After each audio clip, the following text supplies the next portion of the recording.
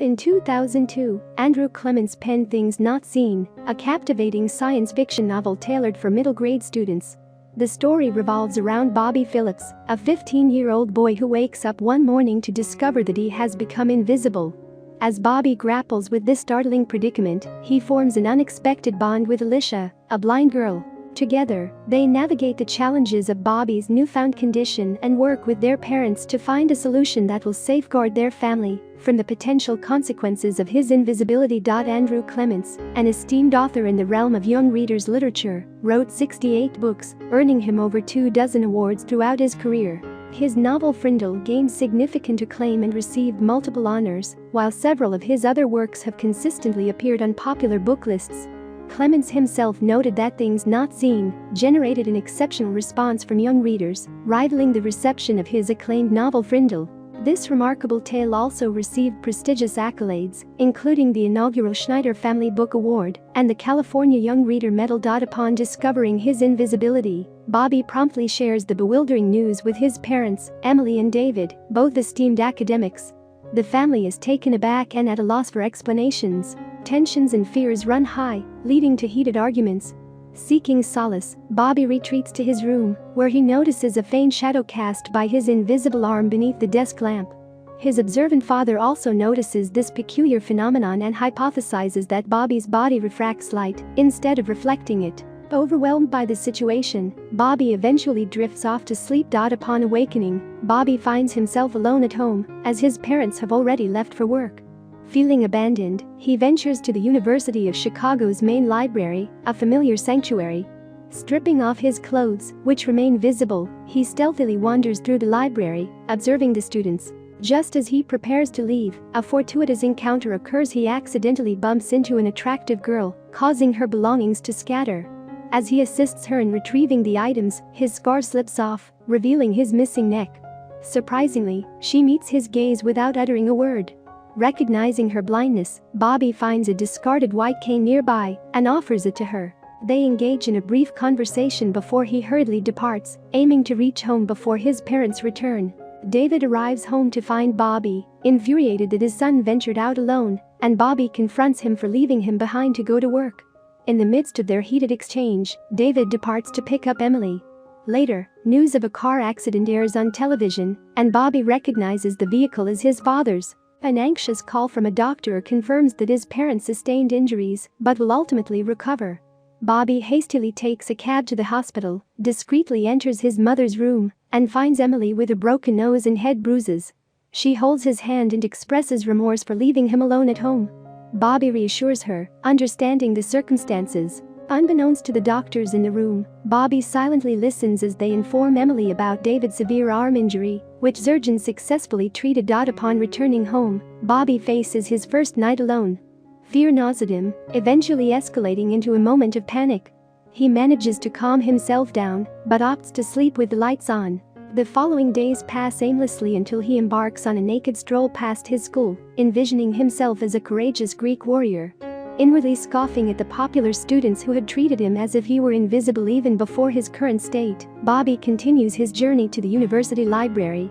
Coincidentally, he encounters Alicia, the blind girl, once again. Initially fraught with tension, their interaction almost drives Bobby away.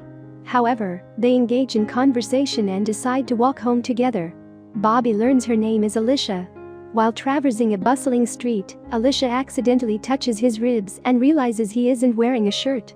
Filled with anger, she demands that he leave or she will scream. In response, Bobby discloses that he is entirely naked, but points out the absence of a gathering crowd, serving as evidence of his invisibility. Curious, Alicia asks a passerby to determine who is taller between them. To her astonishment, the man claims he sees no one at all. Grasping the truth, Alicia regrets her anger, and the two agree to meet the following day. They spend the night conversing over the phone. The next day, Emily returns home, only to be angered by Bobby's town excursions, sparking an argument between mother and son.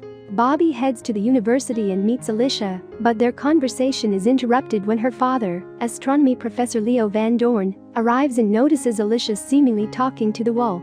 Bobby is compelled to reveal his presence, leading to Leo's initial shock, followed by fascination with the situation. Later, Bobby visits Alicia at her house, where her mother is aware of his invisibility and insists he wears a robe. A truancy officer arrives to check on Bobby's well-being, but Emily refuses to let her in, claiming that Bobby has gone to Florida. Shortly after, the police show up with a search warrant, but Bobby has tidied up his room to give the impression that he has already left town.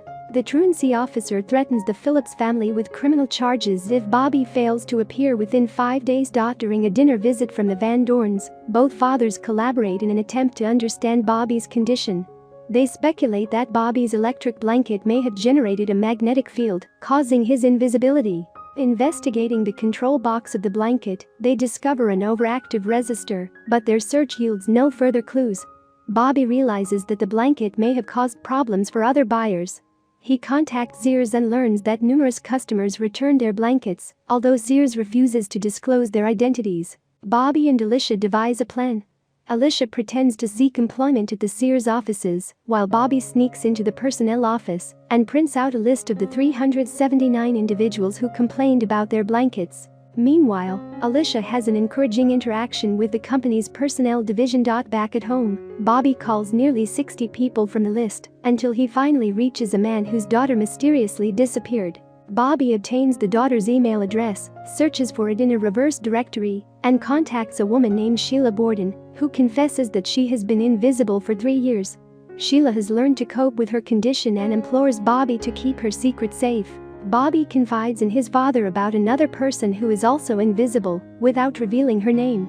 He provides the date and location of her disappearance. Leo discovers that a significant solar storm occurred during that time, and another one is currently happening, coinciding with Bobby's invisibility. Alicia suggests the possibility of using the electric blanket again to reverse Bobby's condition. Bobby plugs it in and falls asleep underneath it. Just before dawn, the police raid the Phillips house once more. As they check Bobby's room, they can see he is visible again. Bobby shares the news with Sheila, but she expresses her desire to remain invisible. He decides to mail her the blanket and the research data, in case she changes her mind. Meanwhile, Alicia is relieved that Bobby is visible again, but becomes worried that he no longer needs her friendship. She attempts to distance herself from him. In the story's final moments, Bobby heads toward Alicia's house with determination, intending to convince her of just how much she means to him. I hope you enjoyed this video. Leave a like if you did, and be sure to subscribe. Thank you.